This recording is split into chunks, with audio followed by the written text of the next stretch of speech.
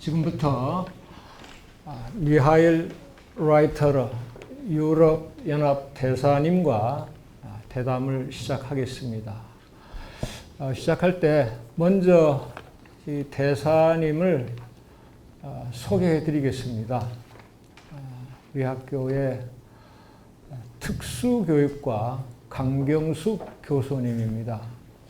강 교수님은 제 친구이자 대사님의 친구입니다. 그래서 저희 둘을 연결시켜 주신 분이에요.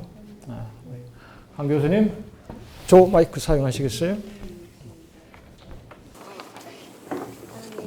안녕하세요. 안녕하세요. 굉장히 영광입니다. 제가 존경하는 이재권 교수님의 클래스에 이렇게 귀한 분 모시게 오게 돼서 저에게도 무척 영광이고요.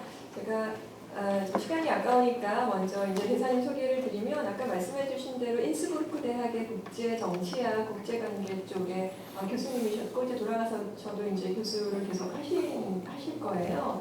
근데 지금 우리나라에는 2017년부터 지금 대사를 오셨고요. 이제 8월까지 하시고 이제 오스트리아 분이시라서 돌아가시게 될 겁니다. 여러분 아시겠지만 이유는 그 헤드쿼터가 그 브뤼시아에 있거든요. 벨기움의 브뤼시아예요. 그래서 거기서도 또 근무를 하셨었어요. 지금 대사로 근무하신 지는 40여 년 됐습니다. 상당히 오래 이쪽 분야에서 일하시고 계셨고 처음에는 유엔 난민기구의 이제 연구원으로 제네바에서 시작하셨던 분이고요. 그 일본에서 또 부대사로 일하신 적이 또 있으세요. 근데 일본도 잘 아시고 한국도 잘 아시는데 지금은 친한 쪽으로 많이 키우신 것 같아요. 한국에 대해서 되게 좋아하시고 이해도 많으시고 또 음식도 좋아하시고 친구도 많으시고 굉장히 인품도 되게 좋으시고 친절하셔서 친구들도 굉장히 많으십니다. 한국에. 여러분도 친구 하십시오. 그러시고 여러분들 이제 뭐 대사도 하셨는데 OECD에서도 공동의장도 하시고 또 스위스에도 계셨고 리텐슈타인 이런 데서 대사도 하셨었습니다. 네, 강 교수님 고맙습니다. 그럼 여러분 우리 유럽연합 대사님 박수로 맞아주시겠어요?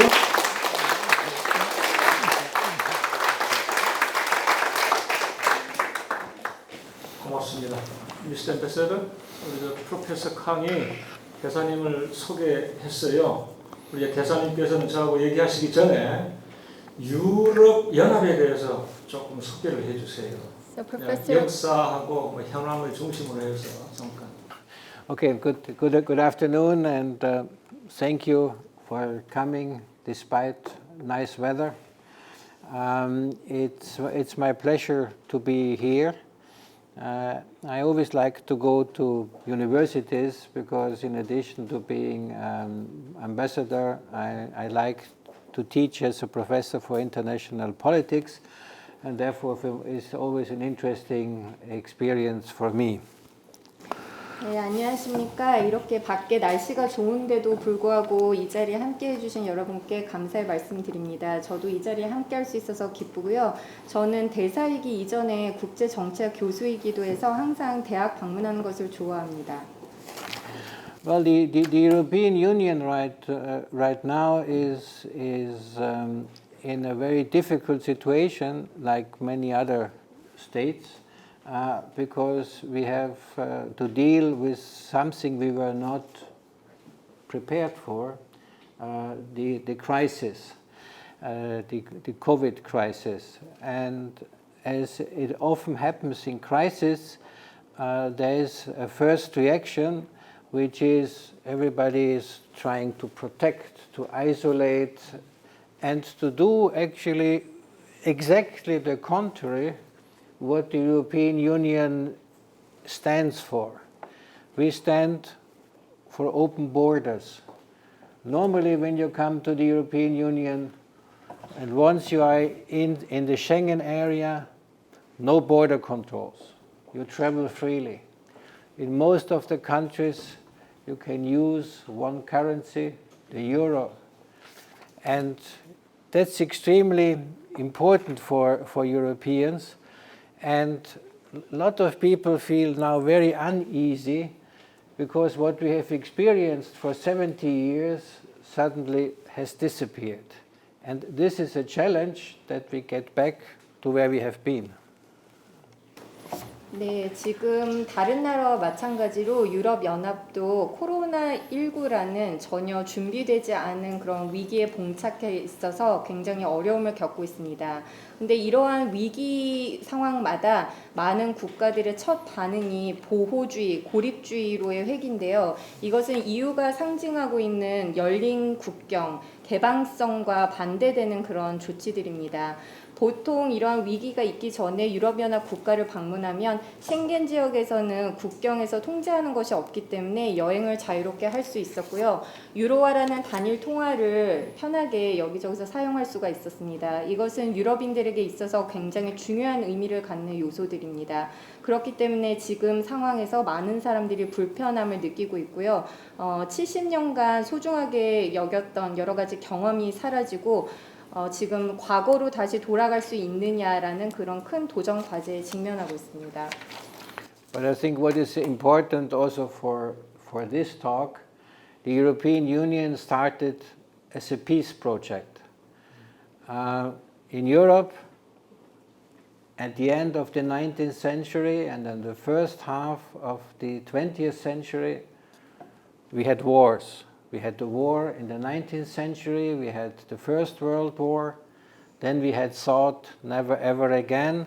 That's what you can read on the graveyards of soldiers from the First World War, but we had the Second World War, we had the Holocaust, and then politicians really said, we must stop with this craziness, and that was the beginning of the European Union, because the foreign minister of France, Schuman, at the time, in cooperation with his principal advisor, Jean Monnet, they thought, what can we do to make it impossible to start secretly prepare for a war?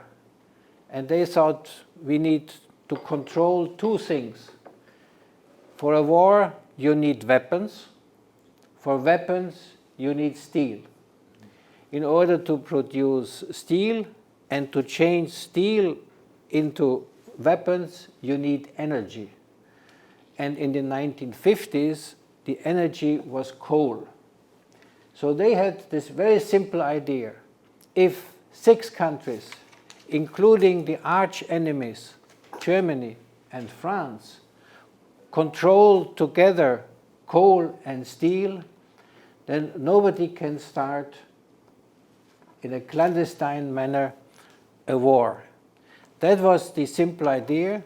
That was the common market for coal and steel, and this developed into the largest market of the world, now with 27 member states. Very powerful economic pillar, which is also important for our foreign policy. 네, 오늘 이 수업 주제와도 부합하는 것이기 때문에 일단 유럽연합을 설명하기 전에 평화 프로젝트로 시작했다는 점에 대해서 말씀을 드리고 싶습니다. 유럽은 아시는 것처럼 19세기 말부터 20세기 중반까지 1, 2차 세계대전을 겪었고요. 1차 세계대전 당시에 쓰러진 그 군인들의 묘지에는 다시는 이런 전쟁이 일어나서는 안 된다는 그런 문구가 새겨져 있었습니다. 그럼에도 불구하고 이후에 2차 세계대전과 홀로코스트가 발생했죠. 그래서 정치인들은 이러한 전쟁을 멈춰야만 한다라고 의견을 모았고 그것이 이후에 시발점이 되었습니다. 그 당시 프랑스 외교장관이었던 슈만 장관이 수석 자문관이었던 장모네와 함께 협력해서 그렇다면 전쟁을 막기 위해서는 우리가 어떤 일들을 할 수 있겠나라고 골똘히 생각을 했고 그러려면은 2가지를 통제해야 한다는 결론에 이르게 되었습니다. 무기를 만들기 위해서는 철강이 필요하니까 철강이 필요하고 철강을 생산해서 무기화하기 위해서는 에너지가 필요하죠. 근데 그 1950년대의 에너지는 바로 석탄이었습니다. 그래서 이 석탄과 철강을 6개국 당시 굉장히 적대적이었던 관계를 갖고 있었던 독일과 프랑스를 포함한 6개국이 통제를 하는 어떤 메커니즘을 만들어야 되겠다라고 결정을 하게 됐습니다. 그러한 단순한 생각에서 유럽연합이 창립이 됐고요. 처음에는 석탄과 철강을 위한 공통시장을 설립을 했고요. 이것이 오늘날 27개의 회원국을 둔 세계 최대의 시장으로 발전하게 되었습니다. 그래서 우리의 유럽연합의 외교 정책의 근간이 되는 강력한 경제 축을 형성하게 되었습니다. 네, 고맙습니다. 유럽연합의 역사에 대해서 공부했어요. 제가 첫 질문부터 너무 심각했던 것 같아요. 초기에는 조금 더 가볍게 제가 짧게 몇 가지 질문 드릴 테니까 짧게 대답해 주세요. 아까 우리 강 교수님 소개하셨는데 한국에 언제 부임하셨고 언제까지 계시는 거죠? Yeah, well, I started at very interesting times here in February 2017. So every weekend I went to see the candlelight demonstrations. Then I saw impeachment, I saw elections, I saw Olympics, I saw a lot of enthusiasm. I see a decrease of enthusiasm, and well, fortunately, unfortunately, I will leave by the end of August. I'm a little bit sad, first because I like it here, but the second reason for being sad is when there was this positive movement in 2018 after the Olympics, I had thought perhaps I can participate on the signing of a peace treaty or of an armistice here to overcome the armistice, but that will unfortunately not happen. 네, 저는 2017년 2월에 한국에 부임하게 되었습니다. 그 당시에 매주 주말마다 광화문에서 촛불 시위가 열려가지고 제가 구경을 했던 기억이 있고요. 그 이후에 박근혜 전 대통령이 탄핵이 됐고 선거가 열렸고 또 올림픽도 개최가 되었습니다. 그 당시에 굉장히 뭐라고 해야 되나 긍정적이고 굉장히 열의가 높은 그런 모습들을 한국에서 많이 목격할 수가 있었는데 지금은 약간 좀 그런 것들이 시들해진 것 같습니다. 그런데 굉장히 제가 8월 31일에 한국을 이제 떠나게 되는데 안타깝게 생각하는 이유가 두 가지가 있습니다. 일단 첫 번째는 한국에 있는 것을 굉장히 좋아하기 때문에 아쉽고요. 그다음에 두 번째는 남북 간의 올림픽 이후에 화해 무드가 조성이 됐었는데 그래서 혹시나 내가 평화조약을 체결할 때 그 자리에 있을 수 있지 않을까 아니면 휴전을 극복해서 더 발전적인 모습을 목격할 수 있지 않을까라고 기대를 했었는데 안타깝게도 지금 상황을 보니 그것은 좀 어려워 보입니다. 고맙습니다.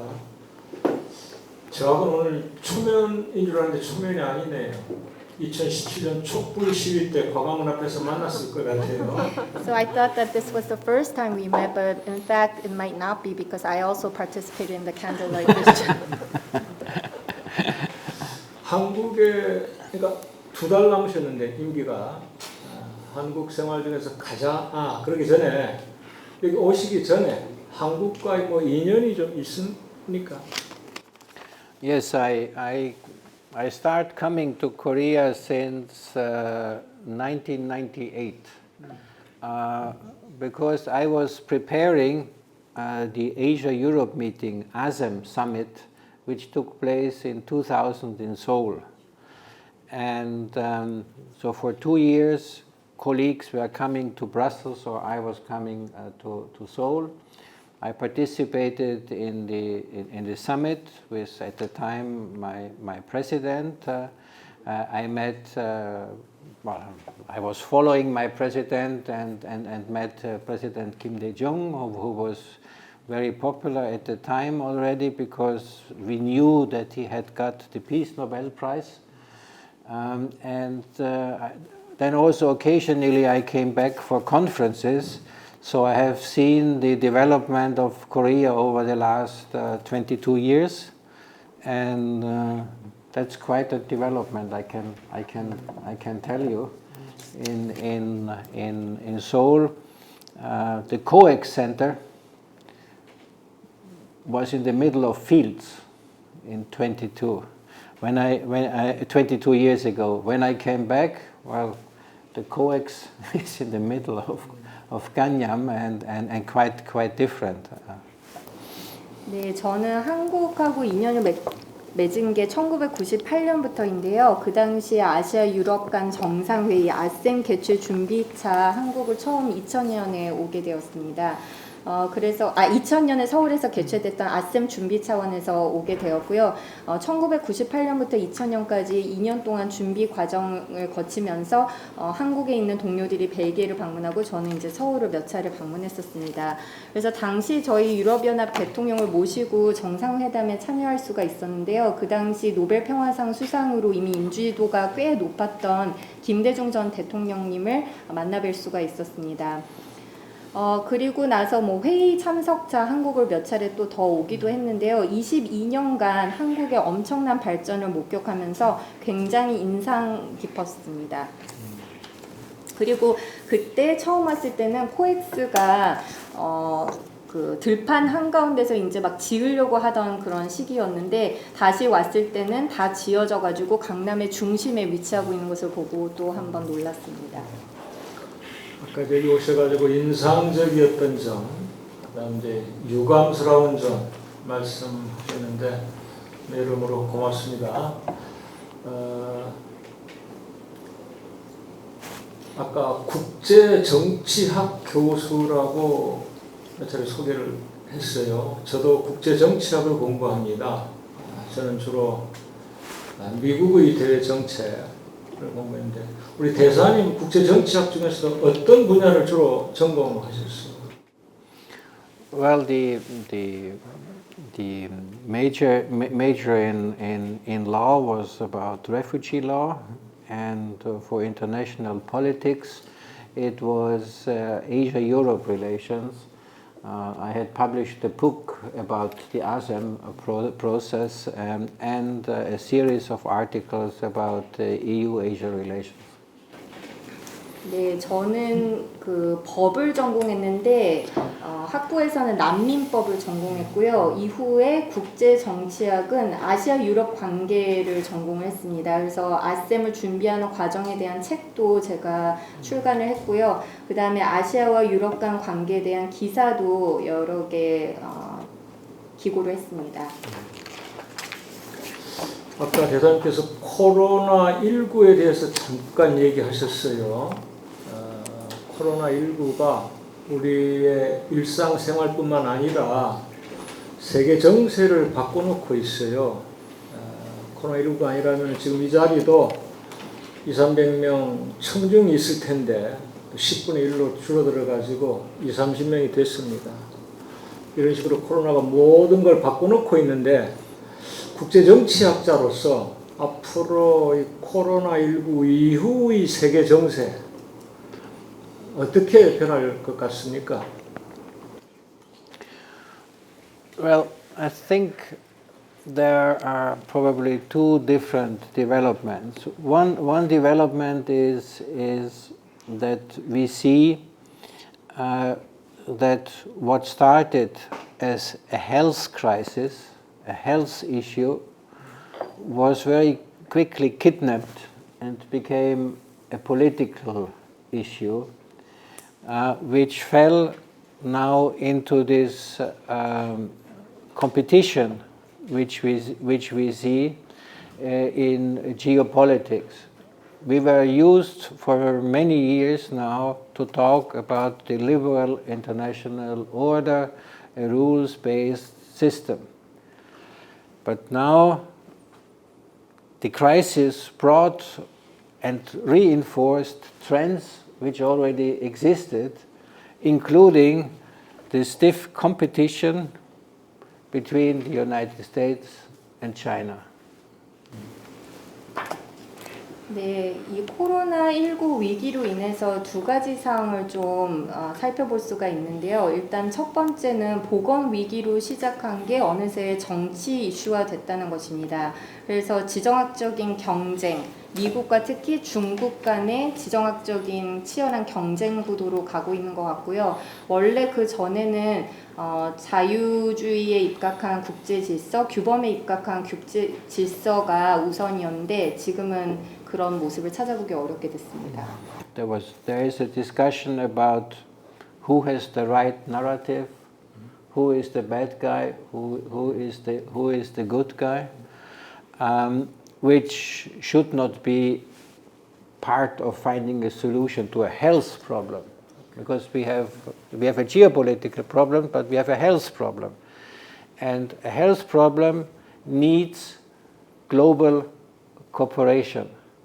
Therefore, the European Union supports very strongly the World Health Organization, WHO. We say we need more cooperation and not less cooperation. Isolation and going alone or claiming to be the first is the wrong recipe in this present situation. So this is the issue for now, and for the future I think we will also see some changes. 네, 지금 현재는 그래서 누가 바른 얘기를 하고 있느냐, 누가 좋은 사람이고 누가 나쁜 측이냐, 이런 부분에 대한 논의가 굉장히 많이 있는 것 같습니다. 그런데 이러한 얘기들은 보건 위기에 대한 해결책을 주는 방법이 아닙니다. 이러한 보건 위기에는 국제적인 협력이 필요하다고 생각을 하고, 그런 이유에서 유럽연합은 세계보건기구 WHO를 강력하게 지지합니다. 왜냐하면 더 많은 협력이 국제적으로 필요하기 때문입니다. 지금 이 상황에서는 고립주의, 나 홀로 가겠다, 국가 우선주의 같은 정책들은 유효하지 않습니다. 그래서 앞으로 이에 대한 논의가 지금뿐만 아니라 앞으로도 계속 진행될 것이라고 예상합니다. And one big change is normally September, October is United Nations time. All the leaders come to New York, they give speeches, but that's not so important. They have an opportunity to meet, to talk to each other. That will not take place this year. It will be virtual again. So an important element of our diplomacy is taken out, and we will have to rethink in many areas the way we do diplomacy. I have been in so many virtual meetings. You talk to your computer, you look at the screen, you can exchange information, but that's not what diplomacy is all about. You must have the possibility to talk to your counterpart, to go out for a drink, to have personal interaction, to find a solution. And that's not something you can do online. A lot of things you can do online, but fine-tuning and finding solutions in a difficult situation, when you cut out this human factor, that's not good, or perhaps I'm old-fashioned. But this is something which will have a very strong impact on the way politics is done and international relations are done. 그 코로나19로 인해서 굉장히 큰 변화가 일어나고 있는데요. 한 가지 또 예로 들 수 있는 게, 보통 매년 9월에서 10월에는 뉴욕에서 UN 총회가 열립니다. 그럼 세계 각국 지도자들이 모여서 연설도 하고 서로 의견을 교환하고 만날 수 있는 좋은 기회가 되는데, 올해는 코로나 때문에 그렇게 할 수가 없고 화상으로 진행이 되는 것으로 정해져 있습니다. 이렇게 되면은 외교에 굉장히 중요한 요소가 제대로 기능할 수 없게 된다는 문제가 있는데요. 지금 코로나가 어쨌거나 우리 현실이기 때문에 외교를 하는 방법에 대해서 다시 생각을 좀 재고할 필요가 있을 것 같습니다. 물론 화상회의를 통해서 사람들을 만나서 회의를 할 수는 있지만 이거는 외교의 전부라고 할 수가 없고요. 외교는 만나서, 상대방과 만나서 뭐 술 한잔도 하면서 개인적으로 접촉을 하고 그러면서 해결책을 논의하는 그런 과정을 거쳐야 되는데, 온라인상으로는 이런 것들이 좀 어렵습니다. 특히나 어려운 문제를 해결하기 위해서는 직접 만나서 그 조율을 해나가는 그런 과정이 필요하다고 생각이 됩니다. 제가 약간 너무 구식인지는 모르겠지만 제 생각은 그렇고요. 이러한 여러 가지 변화가 정치뿐만 아니라 국제관계 방식에도 많은 영향을 줄 것이라고 생각합니다. I mean, just give you, but we will learn. My first posting I ever had was 1982 to 1985 in Africa. No internet, telephone did not work all the time. We were sending letters, and it was a completely different working. We had telex, which was punching holes basically, made a lot of noise, and the whole office was excited if the machine started making noise, because that told us headquarters is thinking about us. And now we have moved, of course, we work with computers, with the internet, and I had to learn that my boss, the foreign minister, is text messaging with, or on WhatsApp, or on Kakao Talk, whatever, with his counterpart, the minister. So we have to be very careful that they don't cut us out. They certainly don't need us to a certain extent, but to prepare. So from that, I'm confident we will also learn how we do diplomacy in the future. 그런데 결국에는 이런 새로운 상황에 모두가 적응해 나가리라고 생각합니다. 제가 처음으로 부임했던 곳이 1982년에 아프리카였습니다. 그곳에서 85년까지 있었는데요. 당시에 인터넷도 없었고 전화도 매번 되는 게 아니었습니다. 그리고 주로 서신을 통해서 업무를 처리를 했었습니다. 지금의 일하는 방식하고는 완전히 달랐었죠. 그리고 그 팩스하고 비슷했던 텔렉스라는 걸 썼었는데 본부에서 연락이 오거나 하면 모두가 굉장히 좋아했습니다. 우리를 잊은 게 아니구나. 근데 소리가 너무 커가지고 온 그 사무실이 쩌렁쩌렁 울리기도 했었습니다. 그런 시절을 거쳐서 이제는 컴퓨터와 인터넷을 쓰는 시절로 넘어왔는데요. 저희의 그 상관이 외교부 장관은 지금 한국의 뭐 외교부 장관하고 연락을 할 때 문자를 주고받거나 아니면 왓츠앱이나 카카오 같은 그런 메시지 서비스를 사용합니다. 그렇게 편리해져서 우리가 뭐 필요 없게 될 수도 있지만 항상 그런 바뀌는 상황에 우리가 대비를 해가지고 계속해서 외교를 효율적으로 해 나가야 한다고 생각합니다. 네, 고맙습니다. 이제 코로나가 아까 대사님 말씀하신 old fashion 구식에서 신식으로 아주 급속하게 바뀌게 만들고 있는데 좀 범위를 좁혀가지고 아까 이제 처음에 미국과 중국 관계 말씀하셨어요. 이 코로나19가 중국에서 발생했어요. 그런데 미국에서 가장 큰 피해가 일어나고 있습니다. 특히 우리 한국에서는 G2라는 말을 즐겨 써왔어요. 2010년대부터 또는 트라이메리카라는 말도 나왔고, 그러니까 미국과 중국 두 개의 나라가 세계를 이끌어가는 시대라는 뜻이었죠. 코로나19로 미국의 영향력, 또 중국의 영향력이 급속히 낮아지면서 G2가 아니라 G0라는 말이 나오고 있는데 혹시 이 말 G0에게 대해서 대사님께서도 동의하시는지 궁금합니다. Well, first of all, as you will not be surprised, as the ambassador of the European Union, I don't like the idea of G2. Okay. Which means I don't like the idea of G0. Okay.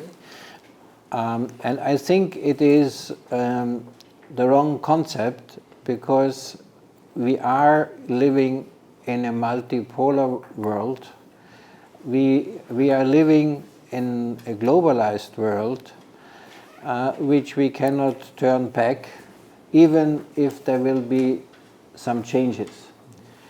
And therefore you will see that the European Union continues to be, I would say, the champion of multilateralism, support for international organizations like the United Nations, like the World Health Organization, like the World Trade Organization.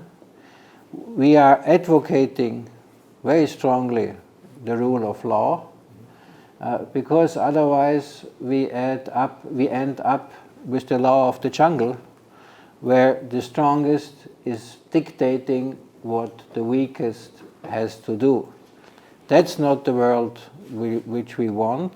That's not the regime, the system which we have built in Europe, and we will defend this multilateral approach very, very strongly.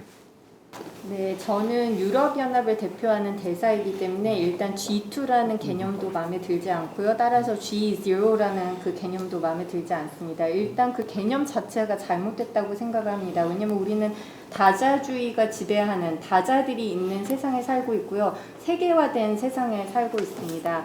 그렇기 때문에 이러한 시대의 조류를 거스를 수는 없다고 생각합니다. 물론 변화라는 건 조금 있을 수 있겠지만요. 유럽연합은 계속해서 다자주의를 옹호하고 UN, WHO, 세계무역기구와 같은 국제기구를 지지할 것입니다. 그리고 유럽연합은 법치주의를 강하게 옹호를 하는데요. 왜냐하면 정글의 법칙, 적자 생존의 법칙이 좌지우지하는 그런 세상이 아니기 때문에 법치주의는 지켜져야 한다고 생각을 하고요. 우리가 원하는 세상은 그런 정글의 법칙이 지배하는 세상이 아닙니다. 그리고 유럽이 구축한 시스템도 그런 것에 부합되지 않는 그런 시스템이고요. 계속해서 저희는 다자주의를 옹호해 나갈 것입니다. 대사님 참 솔직하셔서 좋습니다. I like your candidness and honesty. 유럽인이기 때문에 G2라는 용어 자체를 좋아하지 않는다. 하여 G2라는 말이 세계 어디에서보다도 우리 한국에서 널리 퍼졌어요. 왜냐하면 우리한테 가장 큰 영향을 미치는 두 개 나라가 미국과 중국이기 때문이었겠죠. 그래서 저도 G2가 G0로 변하고 있다든지 또는 G7이 G11은 또 G12로 확대될 거라든지 이런 용어는 좋아하지 않습니다. 그런데 이런 건 있어요. 초기에 말씀하셨듯이 미국과 중국 사이의 패권 경쟁이 아주 치열해지고 있습니다. 특히 이번에 미국의 대선을 앞두고 11월 첫 주에 대통령 선거가 열리죠.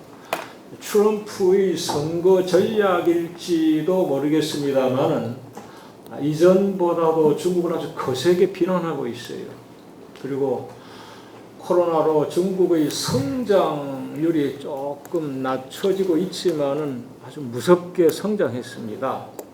그래서 미국과 중국의 패권 경쟁이 상당히 치열해졌다. 아주 극심해지고 있다. 그래서 나온 말이 신냉전입니다. New Cold War. 저는 이 말을 요즘 우리 언론에서, 한국 언론에서 새로운 냉전이라는 말이 많이 나오고 있는데 이 말을 저는 쓰기 시작한 게 1990년대 후반부터예요. 아마 대사님이 이제 오스트리아 출신이고 국제정치학을 공부하셨으니까 노르웨이 출신 요한 갈퉁 교수를 알고 계시리라 생각합니다. 요한 갈퉁 교수가 90년대 중반, 그러니까 소련이 무너지고 나서 미국이 중국을 견제하기 위해서 아시아 일본과 안보 협력을 강화할 때부터 이미 새로운 냉전이 시작됐다. 또는 유럽에서도 새로운 냉전이라는 말 대신 제2의 냉전이 시작됐다. 이런 주장이 나왔습니다. 이 새로운 냉전 또는 제2의 냉전, 이 용어들에 대해서는 어떻게 생각하세요? Yeah. Well, let me perhaps go back just one step when it comes to the G2. To be very clear, I think this is also objectively wrong. Yes. The European Union is the second largest economy in the world. It is the biggest trading bloc in the world. The EU is the biggest importer and exporter of agricultural products. The European Union is the biggest donor of official development aid worldwide. The European Union is running the second most important currency in the world, the euro, which is becoming more and more an international currency. And that is also applicable to Korea. The European Union is the fourth largest trading partner of the Republic of Korea. The first one is China, the second one is the United States, the third one is ASEAN, if I take these countries together, and about the same is the European Union. The Republic of Korea is the 9th largest trading partner for the European Union. And to come back to investment, the European Union is the largest investor worldwide, not the United States, not China, and the European Union is also the largest investor in Korea, by far. So if you take these factors together, you cannot talk objectively about a G2. We are not a military power, and that's a little bit the inheritance of the old Cold War, that you think you are only a power if you have soldiers on the ground, if you can count missiles. But even there is an important factor. If I take the defense budgets of the 27 member states of the European Union together, the European Union has the second largest military budget in the world after the United States and before China, at least the official statistics they provide. So I think this has to be clear. We are an economic power, we are a soft power, we are a political player more and more, and we have understood after 70 years that we also have to invest more time and more efforts into defense. And we are doing this. And my boss has said, I think, something very valid. The European Union has to learn to use the language of power, which we have not done because we are nice guys. 잠시 교수님이 말씀하신 걸로 넘어가기 전에 아까 G2 질문 관련해서 조금 더 말씀드리고 싶은 게 있습니다. 일단 G2라는 그 표현 자체가 여러 객관적인 어떤 수치나 통계를 바탕으로 봤을 때도 잘못됐다는 점에 대해서 말씀드리고 싶은데요. 유럽연합은 세계에서 두 번째로 가장 큰 경제 대국이고요. 무역 블록으로 따졌을 때는 세계에서 가장 큽니다. 그리고 농산물 수출입 기준으로 가장 큰 그런 지역이고요. 그 다음에 국제 개발 원조에 있어서도 가장 많은 공여를 하는 곳입니다. 그 다음에 유로화 같은 경우도 세계에서 두 번째로 영향력 있는 통화로 자리매김을 하고 있고요. 점점 국제 통화로서 자리를 잡아가고 있습니다. 한국에게도 유럽연합은 굉장히 수치적으로 볼 때 영향력이 크다고 할 수가 있겠는데요. 일단 유럽연합에게 있어서 한국은 4대 교역국입니다. 아니요. 한국에게 있어서 유럽연합은 4대 교역국입니다. 중국, 미국, 아세안 다음이고요. 아세안하고 유럽연합은 굉장히 비슷한 규모를 차지하고 있습니다. 그리고 한국은 유럽연합의 9대 교역국입니다. 투자에 있어서는 유럽연합이 미국도 아니고 중국도 아니고 한국에 가장 많은 투자를 하고 있다는 점도 좀 말씀드리고 싶고요. 그렇기 때문에 객관적인 수치를 놓고 봤을 때 G2라고 하는 것에 대해서는 저희가 동의하기 어렵습니다. 다만 유럽연합이 그런 과거 구냉전 시대의 그런 유물 때문에 유물 때문에 군사 강국이 되지는 않았습니다. 여기는 약간 고의성도 있다고 할 수가 있겠지만 군사력이 뭐 있고 미사일이 꼭 있어야만 강국이라고 할 수는 없다는 생각입니다. 그런데 여기서도 국방비를 놓고 보면은 유럽연합 27개 회원국의 국방 예산을 다 합하면 미국 다음으로 세계에서 두 번째로 많은 국방비를 사용하고 있습니다. 중국보다도 많은 것으로 공식 통계들은 보여주고 있고요. 다시 한번 말씀드리지만 유럽연합은 경제 강국이면서 소프트 파워 그리고 정치계에서도 이제 점점 두각을 나타내고 있는 정치 플레이어라고 할 수가 있겠습니다.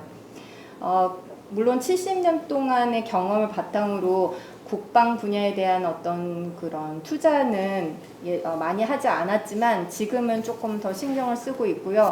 저희 그 상사께서 힘의 언어를 어떻게 사용하느냐에 관해서 유럽연합은 배워야 한다라는 그 말이 굉장히 유효하다라고 생각을 합니다.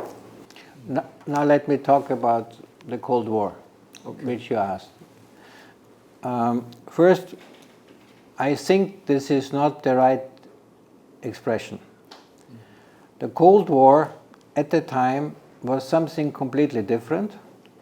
It was a competition between the United States and the Soviet Union. Basically two blocks. They built up alliance systems and it remained a bloc of two, also with an ideological different outlook, communism versus capitalism, and that was how the Cold War was fought. And I think we are today in a completely different situation. 네, 일단 냉전 시대를 지금 현재 적용하기에는 적합한 표현은 아닌 것 같습니다. 왜냐하면 과거의 상황과 지금 현재의 상황은 완전히 다르기 때문인데요. 예전 그 냉전 시대에는 미국과 소련을 주축으로 하는 경쟁을 표현을 하는 것이었습니다. 그래서 그 양측이 동맹 체제를 구축을 했고 그렇게 두 가지의 블록이 계속 남아 있었던 것이고요. 이데올로기적으로 분리가 됐었는데 자본주의와 공산주의로 양분을 할 수가 있었습니다. 그래서 그것을 바탕으로 서로가 대치하는 그런 국면에 있었고요. 지금의 상황과는 전혀 다르다고 했습니다. 네, 말씀 고맙습니다. 네, 아까 G2라는 말에 대해서 계속 불만을 갖고 계시는데요. 대사님께서 이제 유럽연합을 대표하시니까 유럽 27개 국가를 각각 넣는 것보다도 어떤 그 연합으로서 그 이제 위상을 강조하셨어요. 하지만 우리가 이제 세계 통계를 낼 때 세계은행에서나 국제통화기금에서나 그 각 개별 국가하고 연합을 비교하지 않는단 말이에요. 유럽연합이 저도 앞으로 이제 그렇게 좀 이따 이제 질문 드리겠습니다만은 더욱더 발전해가지고 하나의 완전한 국가로 나아가기를 기원합니다. 불안한 전망이 나오기도 하는데 해체될 수도 있다고. 하지만 유럽연합은 아직까지는 완전한 그 단일 국가가 아니기 때문에 미국 다음으로 두 번째 규모다 또는 중국이 앞서 있다 그런 얘기를 하시는 건 조금 여기서 다른 것 같아요. 물론 유럽연합이 한국에 끼치는 영향을 다 압니다. 하지만 이제 개별 그래서 G7에도 유럽 그 국가가 4개나 있잖아요. 아메리카에 2개, 아시아에 하나. 근데 여기서 이제 제가 아까 그 G2, 뭐 G7, 뭐 G0 얘기할 때는 유럽연합을 아직은 하나의 국가가 아니기 때문에 그 얘기를 말씀을 드린 거예요. I disagree. The European Union is one partner for the Republic of Korea because of the competence of the European Union. We have a free trade agreement between the European Union and Korea. Korea cannot have a free trade agreement with Germany. It cannot have a free trade agreement with Italy, with Spain or whatever. You have it for 10 years with the European Union in total. And that agreement has increased the trade between the European Union and Korea by 50%. So it's highly successful, and it is with the whole of the European Union because we have the single market. When a product is in the European market, it can circulate freely. And this is also why Korean automobile makers invest in the European market, because they produce the cars in Europe and they can go anywhere in Europe, no testing, no nothing. So this is just the economic sector. We have concluded with the Republic of Korea a framework agreement for political cooperation. We have 40 different dialogues, from cybersecurity to phytosanitary issues with the Republic of Korea. And we have concluded an agreement between the European Union and the Republic of Korea about cooperation in security matters. And this is why the Korean Navy is participating in security operations off the coast of Somalia. So, and therefore we have now, and we are celebrating it this year, 10 years of a strategic partnership between the European Union and the Republic of Korea. And very soon we will have a virtual summit, and one of the outcomes is an agreement between the European Union and the Republic of Korea about air traffic. So this is the whole of the European Union. So if Korean Airs or ASEAN or whatever, they can fly because of that treaty to any European city. And this is not bilateral, this is multilateral. And I can go on and give you one example after the other. And I always criticize the Korean government and say, well, you have to underline more, this is the European Union and that's not just a single country. Therefore, I told you that the number 3 trading partner is ASEAN. And then I said it's the European Union. In a globalized world, you have to think a little bit differently, and we have to fight against unilateralism, against nationalism, isolation, and the law of the stronger. You will remember? It's getting more difficult. 네, 근데 저는 교수님의 말씀에 동의하기 어렵습니다. 일단 유럽연합은 한국에 있어서 전체 27개 국이 합해진 하나의 파트너로 여러 경제적으로나 정치적으로 지금 역할을 하고 있기 때문입니다. 그래서 자유무역협정 FTA 같은 경우에도 단일 국가하고 체결한 게 아니라 EU 전체와 한국이 체결을 했습니다. 왜냐하면 유럽연합 회원국 27개국이 유럽연합 본부에다가 권한을 이양을 했기 때문에 그런 걸 협상할 수 있는 권한이 생겼기 때문입니다. 그래서 이미 10년 전에 체결을 해가지고 올해가 10주년입니다. 그 협정 덕분에 한국하고 EU 간의 교역 규모가 50%나 증가했습니다. 그래서 꽤 성공적인 협정이라고 말씀드릴 수가 있겠고요. EU는 전체가 하나의 단일 시장을 구성을 하고 있습니다. 그렇기 때문에 하나의 제품을 EU에서 생산을 하면 EU 회원국 내에서는 자유롭게 이동이 가능하고요. 한국의 자동차 업계도 마찬가지입니다. 한국의 자동차 업계가 유럽에 투자를 굉장히 많이 하고 공장도 세우고 그러고 있는데 그 이유는 유럽연합 한 곳에 들어가서 자동차를 생산하면 그 내에서 별도의 시험 절차를 거치지 않고 자유롭게 판매가 가능하기 때문입니다. 그리고 한국하고 유럽연합은 사이버 안보, 위생 검역 등 40가지 분야에 대한 협정을 체결했고요. 특히나 정치적 파트너십, 전략적 파트너십에 관한 협정도 체결을 하고 있습니다. 그리고 안보 현안을 놓고서도 협력을 하고 있는데 그러한 협정을 체결했기 때문에 그걸 바탕으로 한국의 해군들이 소말리아 연안에서 안보작전에 유럽연합과 함께 공동 안보작전에 투입이 돼서 참여를 하고 있는 것입니다. 아까 말씀드린 전략적 파트너십이 올해로 한 EU 간의 10주년을 기념하게 되는데요. 이를 기념하는 게 아니라 화상 정상회담이 이제 곧 개최될 예정인데 거기에서 발표되는 결과물 가운데도 이 내용이 포함될 예정입니다. 그리고 한국과 EU 간에는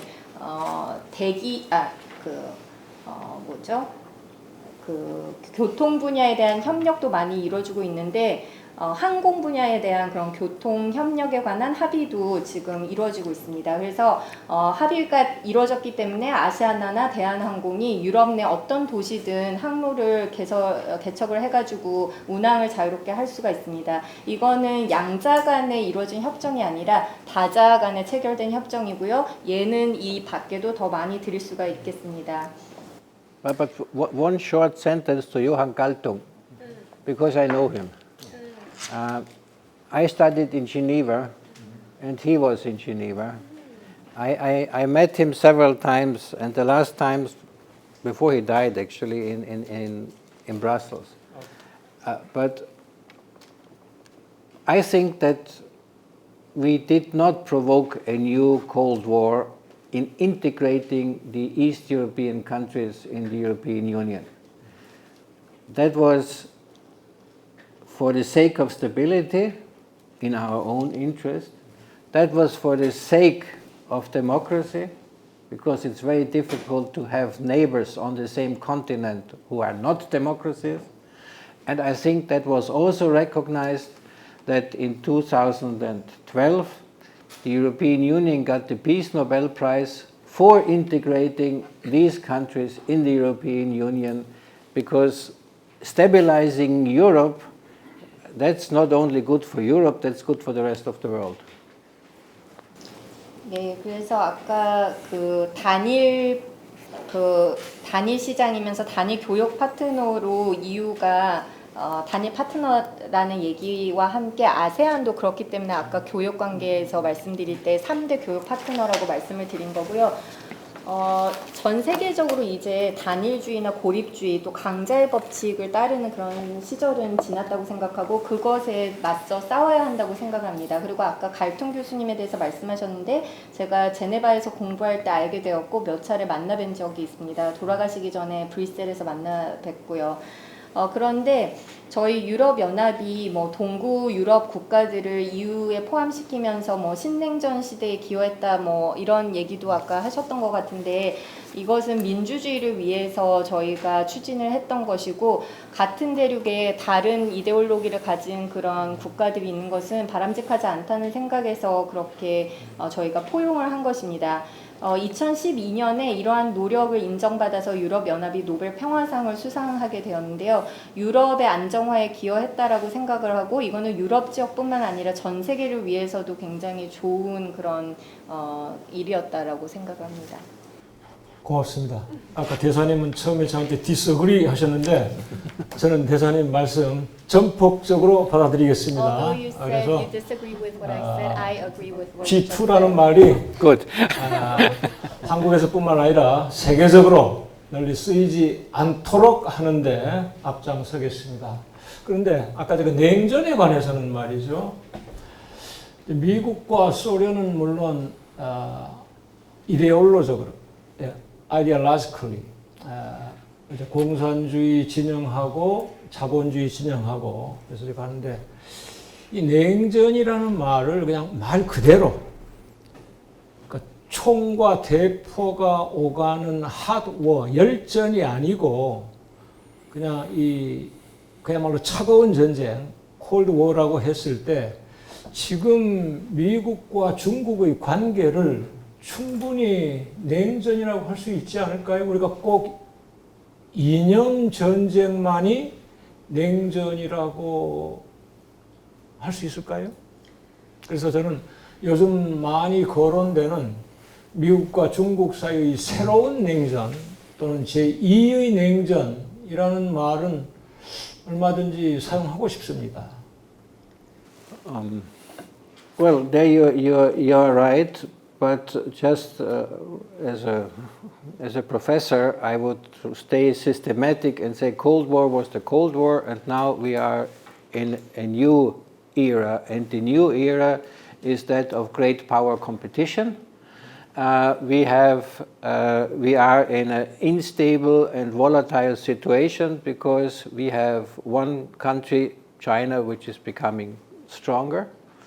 It's another country which is becoming relatively weaker and is not fulfilling the role the US has played in the last 30 or 40 years to be an engaged player as part of the liberal international order. And then you have the European Union, which is, relatively speaking, also becoming weaker. And we have to make sure that we remain part of the power equation. So there's a lot of talk about the Thucydides trap and all that, which I think there is something true, but one should not create the impression that there's automaticity. And this is the reason why we are pushing for this multilateralism, for keeping lines of communication open, to respect treaties and not to get rid of treaties. These are all the wrong recipes. And there we are trying to find as many like-minded countries as possible to support us. And therefore, we approach very much also the Republic of Korea as one of 10 strategic partners. Be with us in that competition. Be with us, Australia. Be with us, New Zealand. Be with us, Canada, and also some of the South American countries, because we want to have an international system, multilateral, rule-based, in the interest of all and not in the interest of a few. 네, 일단 과거에 저는 이제 교수님이니까 조금 체계적으로 나눠서 말씀을 드리고 싶은데요. 과거는 냉전 시대, 그리고 지금은 어떤 강대국 간의 경쟁으로 정의 내릴 수 있는 새로운 시대로 접어들었다, 이렇게 말씀을 드리고 싶습니다. 굉장히 불안정하고 많이 뭔가 변화가 있는 그런 상황에 있다라고 말씀을 드리고 싶고요. 중국은 점점 강력해지고 있고 미국 같은 경우는 과거 30-40년간 미국이 취해왔던 어떤 역할이 상당 부분 약화되고 있다고 생각합니다. 그래서 과거에는 자유주의 국제질서에 입각한 굉장히 국제적으로 참여를 많이 하는 국가였고 다자주의에 입각해서 참여를 했던 국가였는데 지금은 그렇지 않는데요. 유럽연합 같은 경우도 미국처럼 과거에 비해서 조금 세력이 많이 약화되고 있다라고 생각합니다. 그런데 우리는 이렇게 어떤 힘의 균형이 바뀌고 있는 상황에서 그 일부로 기능을 남고 싶고요. 이런 과정에서 다자주의가 존중이 되고 그 다음에 여러 국가 간에 체결된 조약들이 존중되는 그런 상황으로 가야 된다라고 생각을 합니다. 그래서 지금 우리의 이런 뜻을 지지해 줄 수 있는 한국을 비롯한 뜻이 맞는 국가들을 찾고 있는 그런 단계에 있고요. 그래서 한국을 호주, 뉴질랜드, 캐나다, 남미 국가들과 함께 10개의 전략적 파트너로 설정을 하고 그런 노력을 취해 나가고 있습니다. 그래서 저희는 다시 한번 말씀드리지만 다자주의와 규범에 입각한 그런 시스템을 추구를 하고 그런 시스템이 유지되어야지 모두의 이해관계에 부합한다라고 생각합니다. 좋습니다. 고맙습니다. 지금 대사님이 다자주의를 상당히 강조하셨어요. 아까 트럼프 또는 미국의 고립주의를 조금 비판하시면서 아무튼 지금 이 시대를 신냉전으로 규정하든 또는 제2의 냉전 시대로 규정하든 또는 아까 대사님 말씀하신 Great Power Competition, 그러니까 강대국 간의 경쟁 시대로 하시든 아니면 제가 좋아하는 미국과 중국의 패권 경쟁 시대로 규정하든 지금 미국은 점진적으로 좀 말씀하셨듯이 쇠퇴하고 있고 중국은 급속도로 성장하면서 두 나라 간의 경쟁이 치열해지고 있어요. 그래서 오늘 우리 본론, 이 주제가 이제 미국과 중국이 경쟁이 치열해지는데 이러한 가운데서 유럽연합은 어떠한 역할을 하고 우리 한국은 어떠한 길을 찾는 게 바람직할까 하는 겁니다. 교사님, 이제 조금 더 어려운 질문을 좀 드리겠는데요. 이게 바람직하진 않지만 우리가 시간 제약 때문에 너무 깊이는 들어가지 마시고 먼저 유럽연합에는 저는 안팎으로 크게 두 가지 문제가 있으리라고 생각합니다. 먼저 안으로는 올해 영국의 유럽연합 탈퇴가 확정됐어요. 소위 이제 브렉시트라고 하죠. 그 다음에 아까 우리가 처음에 얘기했듯이 코로나19 때문에 연합이라는 방향으로 나아가기보다 바람직하진 않지만은 오히려 자꾸 고립으로 가고 있어요. 모든 나라가 유럽에서조차 국경을 막고 있고 그래서 이러한 상황에서 유럽연합이 내부적으로 어떻게 발전해 나갈까 이게 궁금하고요.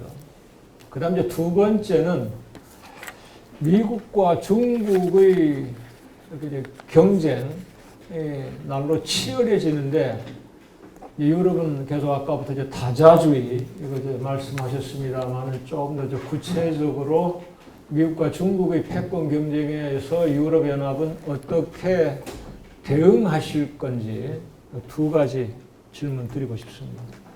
아까 그 첫 질문에 한 가지 덧붙이자면은 이제 유럽연합은 상당히 기분 나쁜 말이 되겠지만은 유럽연합이 하나로 나아가기보다도 코로나19, 그 다음에 이제 브렉시트라는 영향으로 유럽연합이 해체될지도 모른다는 전망이 나오고 있는데, 이거 관련해가지고 첫 번째 질문과 관련해서 그 좀 말씀해 주시고 덧붙이셔서.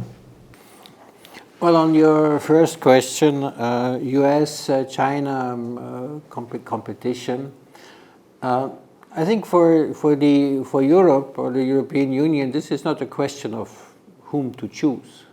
The European Union and Europe, we have a strong alliance relationship with the United States of America, independent of the administration, because it is in our interest, based on a common history, on common values, which sometimes are difficult to pursue, but this is a solid relationship which also has NATO as a defense pillar, and let me also be very clear, discussions about reducing troops, whether in Europe or in Korea, I think this is not something which you can measure in terms of money, because this is a strategic investment. American troops in Europe are part of NATO. It's a forward-based troops of the United States, which are used for deployment, if need be, in Middle East, in Africa. It is the biggest hospital, army hospital in Europe, which has saved numerous lives of US soldiers when they were brought in from Afghanistan or from other theaters. So there is a rock-solid relationship between the United States and Europe. Therefore, there is no question to choose. But there is, from the European point of view, we have to cooperate where possible with China. We are in areas in competition with China, economically.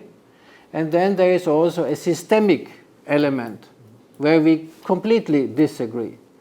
And within that, we have to do our China policy, and we continue our alliance with the United States. 일단 먼저 미국과 중국의 헤게모니 경쟁에 관한 부분에 대해서 말씀드리겠습니다. 일단 유럽연합의 입장에서는 그 둘 중 누구를 선택하느냐 그런 문제는 아닌 것 같습니다. 일단 미국과 유럽은 굉장히 오랫동안 행정부와 상관없이 강력한 동맹관계를 구축해 왔고요. 이러한 공통의 역사와 가치를 바탕으로 서로 협력해 나가는 게 상호의 이익에 부합하는 그런 관계에 있습니다. 그리고 나토를 기반으로 하는 국방 분야에서도 저희는 미국과 굉장히 공고한 관계를 유지하고 있고요. 그 다음에 유럽이건 한국이건 주둔 중인 미군을 감축하는 것은 일단 어떤 국방 예산, 국방비의 문제로 바라볼 수 있는 그런 문제는 아니라고 생각합니다. 이거는 그 지역에 대한 어떤 전략적인 투자의 의미를 갖고 있기 때문입니다. 유럽에 주둔 중인 미군은 나토의 일부로 지금 주둔하고 있는 거고요. 필요시 상황에 따라서 중동이나 아프리카로 파병될 수가 있습니다. 그리고 미국과 유럽 간의 합의하에 또 군 병원 시설도 공유를 하고 있는데요. 저희 유럽에 있는 군 병원을 통해서 아프가니스탄 등에서 부상당한 미군들에도 상당수 목숨을 구했습니다. 이처럼 미국과 유럽 간에는 굉장히 견고한 관계를 맺고 있고요. 유럽의 관점에서는 그렇기 때문에 선택의 문제가 아니고 중국하고도 필요시 또 가능한 범위에서는 협력을 해나가야 한다는 게 저희의 생각입니다. 경제적으로는 경쟁 관계에 있을 수 있고 그 다음에 어떤 구조적인 문제에 있어서는 완전히 반대되는 의견을 갖고 있을지도 모르겠지만 여러 가지 분야에서 가능한 경우에는 중국하고도 협력하고 그 과정에서 동맹국인 미국하고의 관계도 계속 유지를 해나가야 한다는 게 저희의 생각입니다. Your second question, Brexit and COVID crisis. Well, Brexit is very clear. It's a lose-lose situation. We normally like to talk about win-win situation, but this is a lose-lose situation.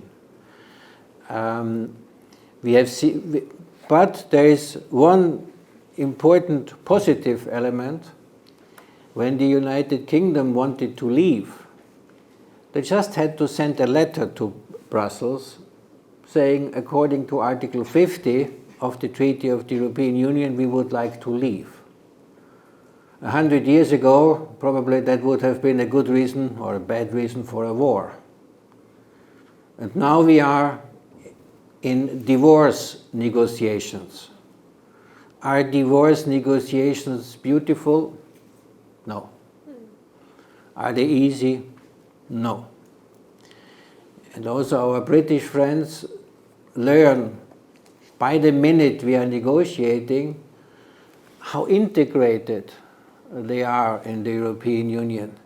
What they have to do, they didn't have to have their own agricultural policy, competition policy. They were used to zero tariffs. There were no checks because of standards. And all that must change. So it's a tremendous challenge for all. We are talking, we are negotiating, and I hope by the end of the year we will have a solution, but it is a very difficult enterprise. But, also to be clear, it will not endanger the European Union, because it is the United Kingdom leaving the European Union and not the European Union leaving the UK. And we remain, all I have mentioned before, second largest economy, biggest trader, and so on and so on. That does not change because of our British friends leaving, and we do hope that in many areas we will continue to cooperate closely with the United Kingdom, including security measures. 네, 일단 아까 교수님께서 브렉시트하고 코로나가 유럽연합의 어떤 결속성에 영향을 미치는 게 아니냐라고 말씀해 주셨는데요. 그 부분에 있어서 먼저 브렉시트에 대해 말씀을 드리면 이것은 서로에게 실이 되는 상황이라고 생각합니다. 많은 분들이 윈윈 상황이라는 말을 쓰기를 좋아하는데 이건 완전히 반대의 경우인데요. 거기서 그래도 긍정적인 요소 한 가지를 찾아보자면 일단 유럽연합 조약 50조에 떠나고 싶은 탈퇴하고 싶은 국가는 브뤼셀 본부로 서한을 보내면은 떠날 수 있다라는 그런 내용이 있습니다. 그래서 100년 전 같으면 이런 식으로 탈퇴하겠다고 하면 그게 전쟁의 빌미를 제공했겠지만 유럽연합 같은 경우에는 지금 현재 그렇지 않고요. 하지만 이혼 과정이라는 것이 아름답기만 하지도 않고 쉽지도 않죠. 그래서 지금 영국은 유럽연합을 떠나면서 굉장히 이 통합된 그런 방식을 벗어나는 게 얼마나 어려운지를 배워나가는 과정에 있다라고 생각을 합니다. 영국은 유럽연합의 회원국이었기 때문에 자체적인 어떤 농산물 관련된 뭐 여러 가지 분야와 관련된 자체적인 정책이 있지 않았습니다. 그리고 유럽연합 회원국이었기 때문에 무관세에도 익숙했고요. 그리고 공통의 기준이 모든 것에 적용이 됐기 때문에 자체적인 기준이 없었습니다. 그래서 지금 떠나면서 엄청난 도전 과제에 직면해 있습니다. 하지만 지금 현재 양측 간의 협상이 진행 중이고 연말쯤에는 뭔가 명확한 해답이 나올 것으로 기대를 하고 있습니다. 그런데 이 브렉시트가 유럽연합을 뭐 위험에 빠뜨린다 그런 시각이 있지만 저는 그렇게 생각하지 않습니다. 영국이 유럽연합을 떠나는 거지 반대가 아니라는 사실을 주제할 필요가 있을 것 같고요. 영국이 떠나더라도 유럽연합이 세계에서 두 번째로 큰 경제 규모를 갖고 있다는 사실은 변하지 않을 것입니다. 그리고 저는 영국이 떠나도 여러 분야, 안보를 포함한 여러 분야에서 영국과 유럽연합의 관계가, 협력이 계속 진행되기를 바라고 있습니다. Well, on COVID, because you asked, the COVID crisis, well, first of all, yes, we were surprised. We were not prepared. It took about a month that the machine started to work. One difficulty, of course, was that public health is not an area where the European Union has primary competence. It is the competence of 27 member states, and the European Union can coordinate. So that makes already a difference. But after one month, we started common procurement to buy all the necessary equipment for the whole of Europe and to staple it. And now we have a strategic reserve, and whenever it is needed, it will be dispatched to the country in need. We have deblocked a lot of money. We have changed our internal regulations so that money not spent in the budget could be used, and we have done something. Hopefully, the proposal is there. The decision will be taken. We have proposed for the first time that 500 billion euros will be given as grants to those member states severely hit, but the money will come from all countries. So it is an act of solidarity, and 250 billion will be in loans. That was not possible during the financial crisis, but it was possible, or hopefully it will be possible in this crisis. So again, the European Union lives up a little bit to the stereotype. If there is a crisis and we have to go through the crisis, we will get out stronger. So it's not just that I have to be positive, but the coronavirus will not kill the European Union. 네, 그 다음에 코로나19 위기 상황에 대해서 말씀해 주셨는데요.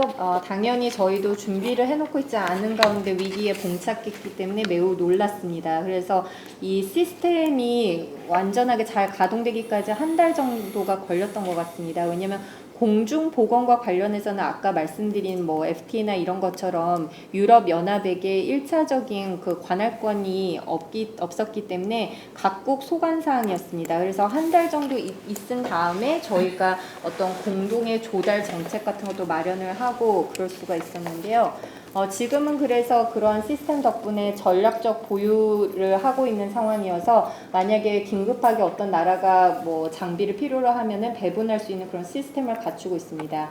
그다음에 또 예산이 남을 경우에는 내부 규정에서 코로나 같은 긴급한 그 위기 상황에 쓸 수 있도록 저희가 내부 규정도 손을 봤고요. 그다음에 처음으로 저희가 5천억 유로를 일종의 차관식으로 회원국 심각한 피해를 입은 회원국들에게 줄 수 있도록 그런 또 제안이 이루어졌습니다. 이러한 것들이 저희 유럽연합의 연대를 보여주는 것이라고 생각을 하고요. 위기를 거치면서 우리는 더 강해질 수 있다라는 것을 보여주는 사례라고 할 수 있겠습니다. 그래서 코로나는 저희를 약하게 만들지 않는다라고 그렇게 말씀을 드리고 싶습니다. 좋습니다. 우리 대사님 상당히 낙관적인 전망하신데 저도 아주 낙관적이에요. I'm very positive. 근데 제가 유럽연합에 관심을 갖는 이유가 있습니다. 오늘이 6월 15일이에요. 2000년 6월 15일까지 김대중 대통령 얘기하셨는데 우리 한반도가 1945년 8월 분단이 돼가지고 55년 만에 역사상 처음으로 정상회담이 있었습니다. 그게 오늘이에요. 20년 전. 거기에서 아주 중요한 사항이 합의가 됐어요. 우리 이제 한국인들조차도 잘 알지 못하는 경우가 들어있는 것 같은데요. 우리 남쪽 대한민국의 통일 방안하고 북쪽 조선민주주의 인민공화국의 통일 방안 가운데 공통점을 바탕으로 통일을 지향하자고 합의한 겁니다. 그것이 2000년 6.15 정상회담 합의사항 가운데서 가장 중요한 대목입니다. 그런데 그 과정이 첫 번째는 그냥 남쪽하고 북쪽하고 서로 화해하고 교류 협력을 강화하면서 평화적으로 공존하는 겁니다. 두 번째 단계가 바로 남북연합이에요. 지금 유럽연합처럼. 물론 지금 이제 유럽연합은 27개 나라가 모여 있지만은 한반도에서는 남쪽, 북쪽 두 개 국가가 연합의 형태로 공존하는 거죠. 그리고 이제 세 번째 과정으로 완전한 통일이 되는 겁니다. 모든 것이 하나가 되는 거예요. 그래서 저는 유럽연합을 보면서 이것이 우리한테 이제 주는 교훈.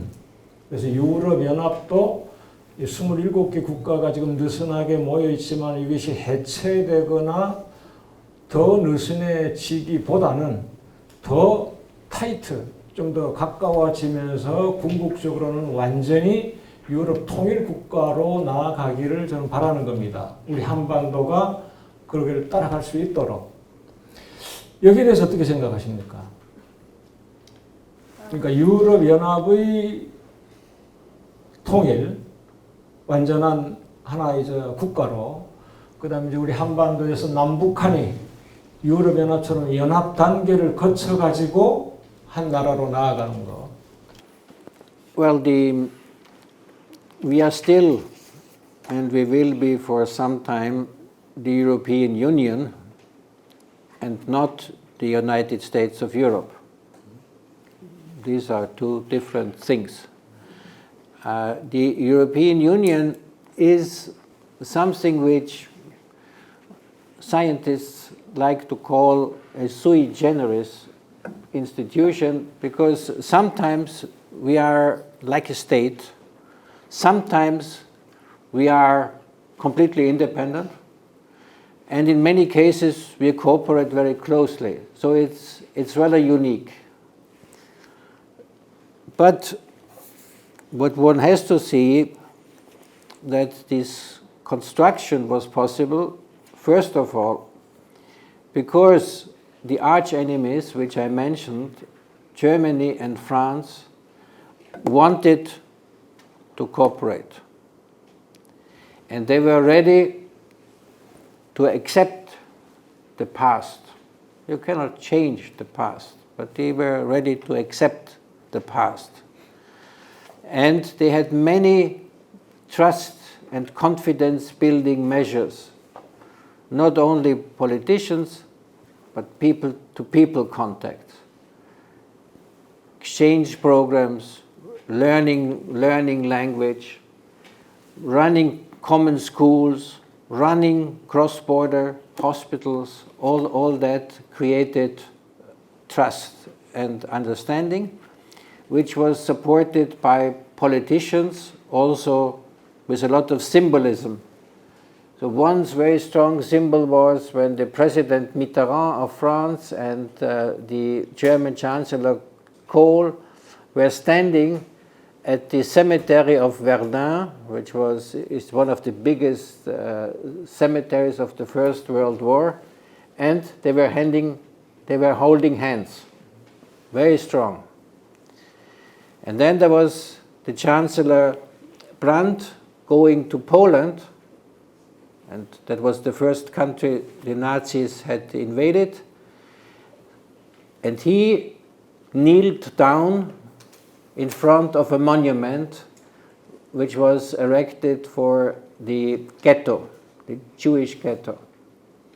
And you see, Germany, a strong country, and Poland at the time a weak country, so it was not holding hands between two equals, it was the stronger one kneeling down and expressing very strongly regret. So this strong will of politicians, which translated into the will of the people, that was the basis for reconciliation. And I think you cannot jump over that stage. And therefore, you will have to do a lot of work on the Korean Peninsula, because the 70 years of separation is a much stronger separation than there was ever between East Germany and West Germany. They were always somehow in contact. So, stage one, you have not solved yet. And I think this is where you will have to work on, and multilateral, trilateral cooperation can help. Because it's like in a conflict. If we are really fighting and we don't talk to each other anymore, we might need a third person to tell us, be reasonable, talk to each other. 일단 말씀드리고 싶은 것은 유럽 연합은 유럽의 연합이지 유럽의 합중국이 아니라는 그 말씀을 좀 드리고 싶습니다. 그래서 때로는 국가처럼 기능하지만 독립적인 그런 기능을 하고요. 그러면서도 서로 회원국과는 긴밀하게 협력하는 굉장히 좀 특이한 독특한 그런 기관이라고 할 수가 있습니다. 유럽 연합이 출범할 수 있었던 것은 적대국이었던 독일과 프랑스가 과거를 받아들이고 협력할 뜻이 있었기 때문에 가능했습니다. 그래서 신뢰를 구축하는, 오랜 시간에 거쳐서 신뢰를 구축하는 절차를 밟았습니다. 그리고 이것은 정치인들 간에만 이뤄진 노력이 아니고 서로 언어를 배우고 국경을 넘어서 여러 가지 협력을 하면서 인적 교류가 있었기에 가능했습니다. 이를 통해서 서로가 이해를 하고 신뢰를 쌓을 수가 있었고, 그거를 정치인들이 지지를 했기 때문에 가능했던 것이죠. 이러한 거를 상징하는 두 가지 사건이 있는데요. 프랑스 미테랑 예전 그 대통령과 독일의 콜 총리가 1차 세계대전 그 돌아가신 분들이 가장 많이 모셔진 베르다 그 묘지에서 서로 악수하는 그런 모습을 보여주셨고요. 그 다음에 또 독일의 브란트 총리가 강대국의 총리로서 약소국이라고 할 수 있었던 폴란드에 가가지고 나치가 점령했던 그 지역에서 유대인 개토를 기념하는 어떤 상징물 앞에서 무릎을 꿇고 후회하고 죄송하다는 그런 표현을 한 그런 사건을 예로 들 수가 있겠습니다. 이러한 정치인들의 강력한 의지가 일반인들의 의지로 투영이 됐고 이것이 화해의 근간을 이룰 수가 있었던 것입니다. 근데 2단계를 뛰어넘고서 이러한 화해가 이루어질 수는 없는 것입니다. 그렇기 때문에 한반도에서 평화를 이루려면 할 일이 굉장히 많다라고 할 수가 있겠습니다. 70년 동안 서로 분리가 돼 있었는데 이것은 동독이나 서독 간에 분리되었던 시기보다 훨씬 깁니다. 왜냐하면 동독 서독 간에는 장벽이 있었어도 계속 연락을 주고받았기 때문입니다. 그래서 아까 말씀하신 1단계가 아직 해결이 안 된 상황이기 때문에 한국은 그 부분에 있어서 노력을 계속해야 될 거라고 생각을 합니다. 다자 협력이나 3자를 포함하는 협력이 도움이 될 거라고 생각합니다. 왜냐하면 갈등 관계에 있는 두 나라가 서로 대화를 하지 않을 때는 대화를 설득할 제3자가 역할을 해줄 수 있기 때문입니다. 좋은 말씀 고맙습니다.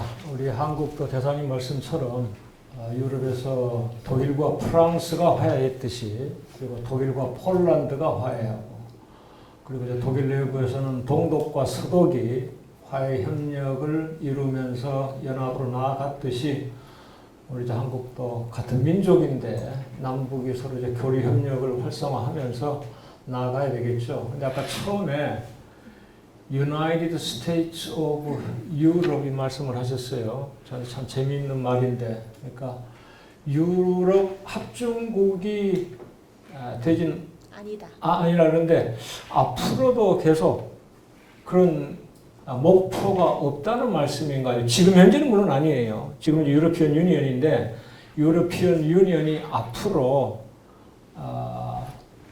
유나이티드 스테이츠 오브 유럽, 그러니까 유럽 합중국으로 나아가는 목표라든지 이런 건 없는가? 이게 궁금하고요. Well, the beauty of the program of European integration from the very beginning was to have an ever closer integration, but that was not defined. So we are trying to do, in a very pragmatic way, whatever is possible in the moment. That can be the United States of Europe at the end of this process, but we are not there yet. So European integration is an open process. And with every treaty which was concluded, we made progress. We also had a setback because we had a European constitution which would have brought us closer to the United States of Europe, but that was rejected in a referendum by France and was rejected by a referendum in the Netherlands. So we could not have it. It was somehow built into the Treaty of Lisbon, but the message of the people by the time was, we are not there yet. But overall, there are certain areas where the European citizens clearly want more Europe, and foreign policy is one. We have polls taken every year, same question exactly. So we see this is an area where more Europe is in demand. But we have to be always very careful because you have the European level, you have the national state level, you have the regional level, and you have the communal cities, villages level. And everything should be decided on the appropriate level. So we call that subsidiarity. So one has to be very careful not to take away the decision-making power from the citizens and they don't know where it is going. So they should decide as much as possible, as close to them as possible, but at the same time, the European Union has the European Parliament, which is the only parliament in the world, which is supranational, and which is, since 1978, directly elected by the people. And we had last year a very good turnout of 60%, that was a very strong signal in favor of Europe after the financial crisis, but before the COVID crisis? 그 유럽 통합이라는 통합에 있어서 좀 더 통합을 끈끈하게 긴밀하게 하는 것은 목표였고 그것이 이제 그 매력이라고 할 수 있겠지만 그에 대한 구체적인 정의가 내려진 것은 아닙니다. 그래서 언제든 가능한 방식으로 유럽 통합을 이루자라는 그런 실용적인 접근 방식을 지금까지 취해왔고요. 아까 말씀드린 유럽 합중국도 뭐 가능한 시나리오가 될 수는 있겠지만 아직 그 단계에 이르지는 못하고 있다라고 생각합니다. 하지만 정해진 건 없고 어떤 열린 그런 결론을 가진 그런 과정이라고 말씀드릴 수가 있겠고요. 지금까지 많은 조약들과 함께 유럽연합이 진전을 이뤄왔는데 원래는 유럽 헌법을 통해서 이제 합중국 과정에 가깝게 조금 더 나아가려고 시도를 했었지만 프랑스와 네덜란드 국민투표에서 이에 대해서 반대표를 던져가지고 그것은 성사되지가 않았습니다. 그래서 유럽 시민들이 매년 유럽연합 통합에 대해서 어떻게 생각하느냐라는 그 주제로 매년 설문조사를 지금 실시하고 응하고 있는데요. EU 차원에서, 각국 차원에서, 지역 차원에서 그리고 그 하단에서 뭐 도시나 마을 차원에서 모든 결정은 그 단계별로 적절하게 이루어져야 된다라는 게 저희 유럽연합의 생각입니다. 의사결정 권한을 가진 게 다른 방식으로 어떤 엉뚱한 결과로 이어져서는 안 되고 시민들이 가장 가까이 느낄 수 있는 방식으로 그런 것들이 반영이 돼야 된다라는 게 저희의 생각입니다. 저희는 유럽 의회를 갖고 있는데요. 이것도 저희의 그런 접근 방식의 좋은 예라고 할 수가 있겠는데 세계에서 유일하게 초국가적인 성격을 가진 그런 의회입니다. 1978년에 처음 이제 결성이 돼가지고 직접 선출에 의해서 구성이 되고 있습니다. 작년에 이 유럽 의회의 선출 그 투표가 60% 이상을 차지했는데요. 이것은 많은 분들이 금융위기 이후에도 여전히 유럽 통합에 대해서 찬성한다라는 그런 긍정적인 신호를 보여주는 결과라고 할 수가 있겠습니다. 아까 미국과 중국의 패권 경쟁에서 유럽은 어떤 게 선택의 문제가 아니라고 하셨어요. 근데 유럽과 우리 한국은 좀 다릅니다. 미국은 우리 한국에다가 사드를 갖다 놓고 얼마 전에 추가 배치를 했어요. 미국이 주도하는 경제 공동체에 한국을 들어오라고 합니다. 근데 그것은 아주 배타적인 모임 조직이에요. 중국을 견제하고 봉쇄하기 위해서. 근데 우리 한국은 미국하고 유일한 군사 동맹이지만은 경제적으로는 가장 큰 교역 상대국입니다. 한국과 중국의 교역량이 미국의 2배를 넘습니다. 그리고 우리가 중국으로부터 얻는 무역 흑자가 미국으로부터 얻는 무역 흑자 3배 안팎이에요. 이러한 상황에서 우리 한국이 꼭 뭐 미국, 중국 양쪽 어느 선택을 안 하더라도 어떠한 길을 가는 게 가장 바람직할까? 우리 대사님께서 조언 좀 해주시겠어요? Well, a good diplomat should never give advice to the country in which he serves, because that's not what politicians would like to hear from a foreigner. I would just say the interest of a country of the size of Korea, which is a solid middle power, I would say, economic amongst the top 10, is to pursue a policy which serves the interest of the country in a multidimensional manner. You have a strong trade relationship with China, as you mentioned. The European Union has a strong trade relationship with China. We have, as I said, a strong alliance with the United States. You have a strong alliance with the United States. And what the interest of all countries is to be what we call now to have strategic autonomy, that you can make a choice which is not a choice black and white, either or, but it is a choice in which areas to cooperate, in which areas to compete, and in which areas to disagree. And this every country has to figure out according to history, to culture, to strengths, to economic strengths, and the structures. There it's a little bit easier for the European Union because we have created the Union and we have added up 27 states, and that gives us strength. In Northeast Asia, the cooperation structures are still weak. You have a trilateral cooperation between Korea, China, and Japan, and you are negotiating for a long time a free trade agreement amongst the three countries, which is advancing very slowly. But in terms of politics, there is no strong cooperation in Northeast Asia.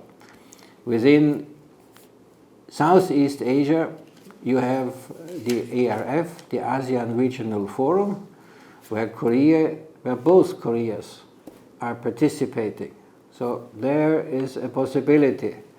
There was the East Asia Summit, which was pushed by President Obama, but which is now less of an importance. So it's a difficult situation, yes, but everybody has to know who are my partners, who are my friends, who are my alliance partners. I have to work with them, and I have to also to work with the rest of the world. And the more diversified you are, the more reliable you are, the more reliable partners you have, the more resilient will a country be. But that every country has to figure out according to its own environment. 일단 제가 한국에 지금 있는 그 대사로서 외교관으로서 조언을 하는 게 적절하지는 않을 수도 있을 것 같습니다. 그리고 정치인들은 그렇게 외국인이 뭐 정책에 대해서 이래라 저래라 하는 거에 대해서 좋게 생각 안 하는 건 알고 있는데요. 일단 제 생각을 말씀드리자면 한국과 같이 어떤 중간 정도의 국가, 중간 정도의 단계에 있는 위상을 가진 국가 같은 경우에는 일단 어떤 다양한 파트너와의 관계를 생각하면서 다자의 틀 내에서 어떤 게 자국의 이익에 부합하는지를 판단해갖고 정책을 추구해야 된다라고 생각을 합니다.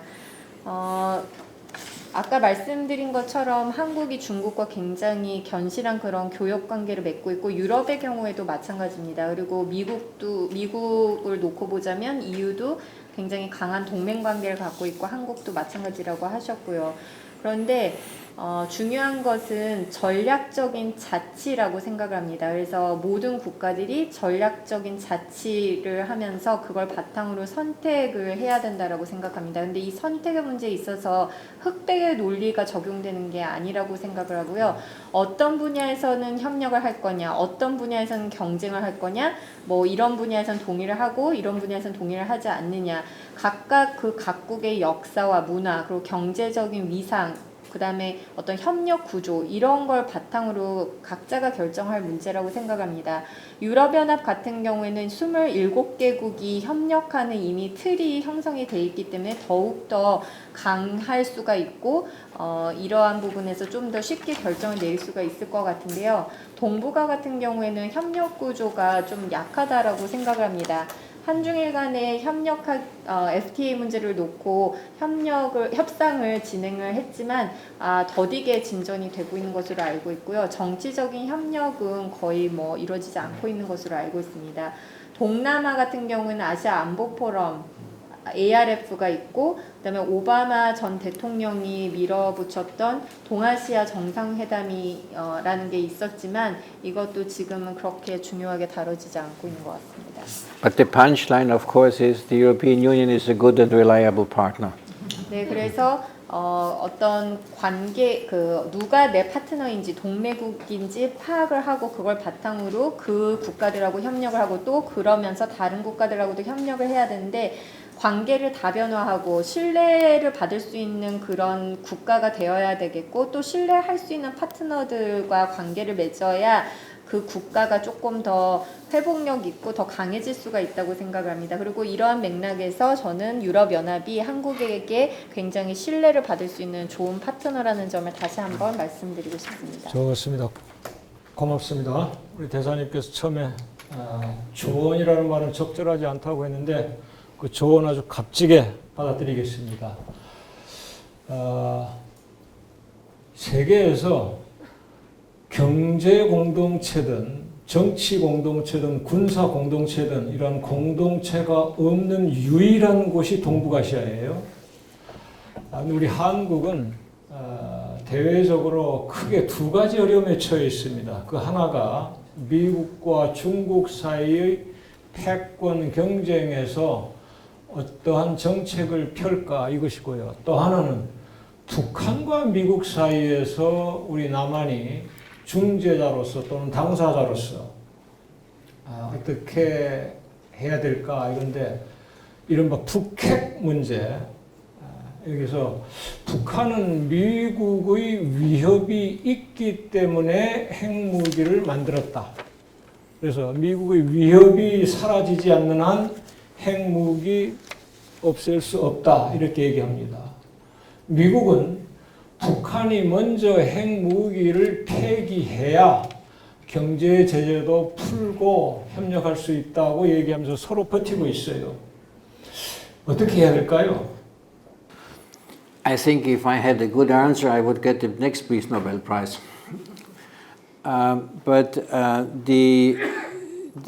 I think it comes basically back to what I have said earlier, that within the last 70 years, a lot of trust has gone lost between the two Koreas. I think this is the determining factor in this discussion, which is a little bit chicken and egg. Do you first get rid of the nuclear weapons, and then you have the peace treaty, or you have first the peace treaty, and then you get rid of the nuclear weapons? I think a solution can only be found in the international context. I mean, therefore, the United Nations are coordinating and have imposed the sanctions. And the sanctions have been imposed because North Korea is breaking international law. Now, in order to get this process going, I personally think that the European approach in having a multilateral process is probably one which is more promising than the bilateral one, because as you see, the bilateral is blocked again. I often give the example that the European Union was negotiating on behalf of the United Nations also an agreement with Iran which prevented Iran to go nuclear. And that was a successful multilateral process. Of course, the downside is that a while ago the United States has unilaterally decided to leave that treaty, where we disagree with. But the negotiating process was a multilateral one. And that had allowed Iran, during these negotiations, once they could talk to the European Union representative, once they could talk to the French representative, once they could talk to the Germans, once to the UK, and they knew that the information was also flowing to those partners, not directly here, to the United States, to Russia, to China. So this very complicated process created a sort of osmosis, but avoided a situation where everybody was blocked, which can happen if there are only two partners. And you can see that now, two partners are blocked. North and South are blocked. North Korea and the United States are blocked. So where is now the good guy who is trying to mediate, to get the process going again? And therefore, and based on the experience I mentioned, I think a multilateral process can be helpful in order to overcome these tensions, to make a contribution to trust building, and to get over this chicken and egg problem.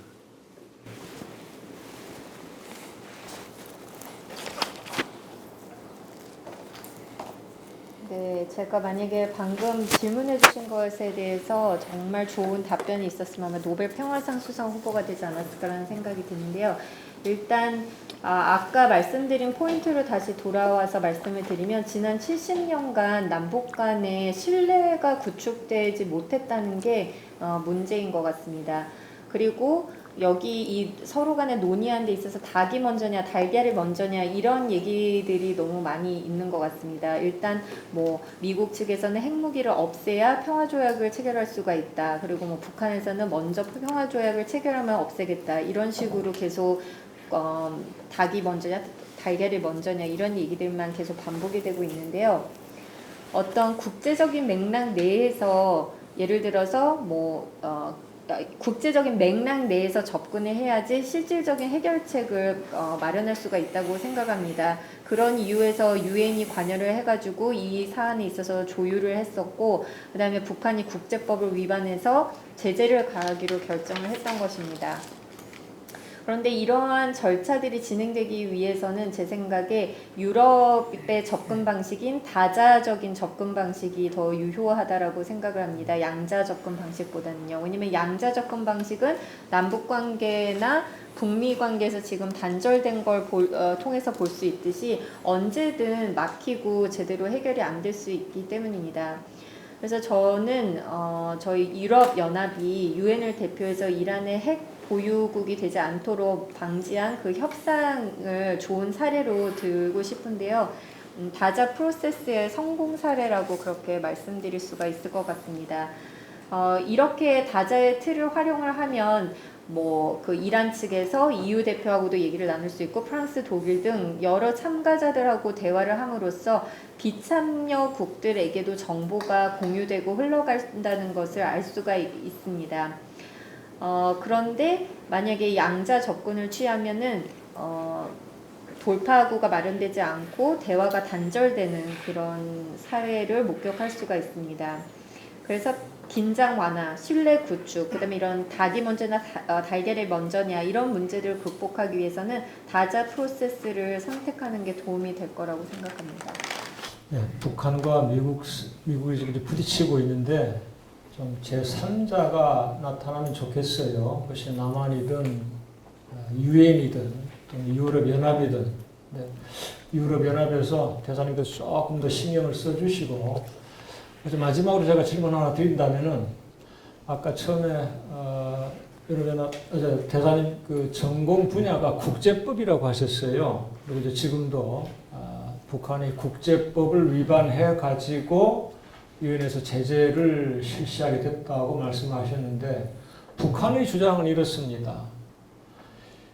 유엔 자체가 상당히 좀 비합리적이에요. 우선 유엔 안전보장이사회 상임이사국 5개 나라는 거부권도 가지고 있고 안에서 그 다음에 무엇보다도 핵무기를 가지고 있습니다.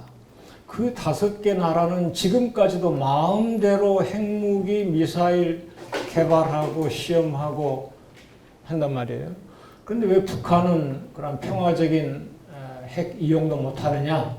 국제법이 잘못됐다 이런 거죠. 여기에 대해서는 국제법 학자로서 어떻게 대답하시겠습니까? Well, if you believe in multilateralism, international law, and the United Nations, including the Security Council, which has its flaws, therefore we are talking about the reform. But in this case, I don't see this ambiguity, because I think it has been established that North Korea has signed up to international treaties, but has broken the international treaties. And therefore the international community has then also taken the steps of sanctions, which, by the way, are not sanctions against the North Korean people, but they should aim at the government in order to reverse this policy.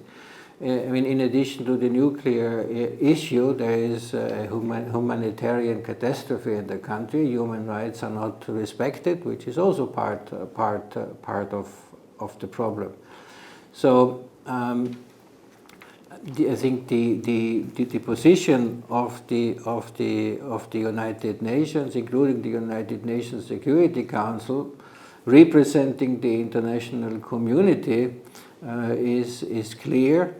And you also have to see that all these recent decisions when it comes to sanctions were taken by the United Nations Security Council, and there was no veto against it, which also tells you that also the permanent members of the Council were behind these decisions. So I think this is the basis from which we work as the international community, that one country might have a different view because of its interest. That's very understandable, but doesn't change the facts. 다자주의, 그리고 국제법, UN 상임 이사회 이런 거가 중요하고 이를 바탕으로 얘기를 해야 된다라고 생각을 합니다. 일단 상임 이사회 같은 경우는 문제가 있기 때문에 개혁 얘기가 나오는 거지만 여기에 북한 핵 문제를 놓고 봤을 때는 여기에 모호한 부분은 없다고 생각합니다. 일단 북한은 국제협정에 사인을 하면서 당사국이 됐고, 그렇게 체결한 그런 협정들을 위반한 것은 엄연한 사실입니다. 그리고 그렇기 때문에 국제사회는 제재를 가하는 그런 조치들을 취한 것이고요. 하지만 이러한 제재들은 북한 시민을 겨냥한 게 아니라 그러한 위반되는 정책을 취하지 못하도록 정부를 겨냥해서 취해진 조치들입니다. 북한은 지금 현재 핵무기 개발뿐만 아니라 인권을 존중하지 않는 인도적 문제도 함께 봉착해 있는 상황입니다.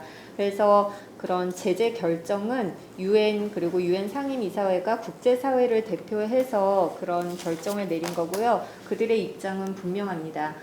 최근 UN 상임이사회에서 이러한 결정을 거부권 행사 없이 모든 국가들이 만장일치로 그렇게 결정한 것은 모든 국가들의 의견이 같다라는 것을 보여주는 것이라고 생각을 하고요. 어떤 한 국가가 이해관계 때문에 다른 시각을 가질 수는 있겠고, 그게 지금 현재 상황이지만 그렇다고 해서 사실이 바뀌지는 않다고 생각합니다. 지금까지 대사로서, 국제정치학자로서, 그리고 국제법학자로서 좋은 말씀 해주셔서 고맙습니다. 그리고 이제 마지막으로 우리 청중들한테 딱 한마디 하시면서 끝내겠습니다. Thank you for staying until the end. And the message which I also wanted to give you is to follow perhaps in your daily life. When you look at news, first of all, don't fall into the trap of fake news. Check and double check. Go to the source of information. Don't believe if something, because it is liked 5,000, 10,000 times, This is extremely important, not only in international politics, also in the context of the COVID crisis. We have a lot of disinformation, and this is a big problem, and so please be aware of that. And the second part of it is, when you are checking your information, also have in mind a little bit the European Union, what it can offer and what it does in Asia. We are not a superpower in Asia. We are not the game changers in Asia, but we are trying to be a positive, also political force. And therefore, we are also celebrating this year the 10th anniversary of the strategic partnership with the Republic of Korea, which means we want to do not only bilateral business with Korea, but also discuss regional issues and global issues in order to have a solid cooperation. And I think if you follow that, if you pass on this message, and then my mission was partially successful. Thank you very much. 네, 끝까지 함께 해주신 여러분께 감사의 말씀 드리고요. 일단 일상생활에서 여러분께 당부드리고 싶은 것은 가짜뉴스의 함정에 빠지지 말라는 것입니다. 요즘 항상 그 출처를 좀 확인하시면 좋을 것 같고요. 뭐 인스타 같은 데서 좋아요를 많이 눌렀다고 해서 그 정보를 전적으로 신뢰하지는 않으셨으면 좋겠습니다. 뭐 국제 정치 이슈도 그렇고 코로나 이슈에 있어서도 요즘 허위 정보가 너무나 많기 때문에 이러한 자세를 취하는 게 중요할 것 같고요. 그다음에 두 번째로는 EU가 아시아에서 어떤 일들을 하는지, 그리고 어떤 것들을 제공하고 있는지에 대해서 좀 생각해 주시면 좋겠습니다. 저희는 엄청난 슈퍼파워는 아니고 뭐 아시아의 여러 가지를 바꿀 수 있는 그런 힘을 가지지는 않았지만 정치적으로 긍정적인 역할을 하는 그런 기관 곳으로서 역할을 하고 싶어 하고요. 올해 아까 말씀드린 대로 한-EU 전략적 파트너십 체결 10주년을 맞이합니다. 그래서 공고한 양측 간의 협력을 위해서 뭐 비즈니스 분야뿐만 아니라 지역적인 문제나 글로벌 현안에 있어서도 많은 논의가 서로 간에 이루어지면 좋겠다는 생각이고요. 이러한 메시지를 여러분께서 또 다른 분들께도 전달해 주시고 생각을 해 주시면 제 오늘의 그 어떤 임무는 절반 이상 성공한 걸로 저는 그렇게 받아들이겠습니다. 앞에서 얘기하는 사람들은 3시간을 하든 4시간을 하든 힘들지 않습니다. 근데 거기 앉아 계시는 분들은 한두 시간만 들어도 어려워요. 2시간 반 동안 열심히 들어주셔서 고맙습니다. 오늘 우리 박수로 끝내겠습니다. 고맙습니다.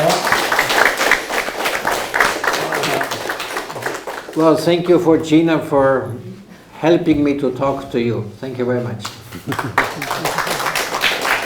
Thank you very much.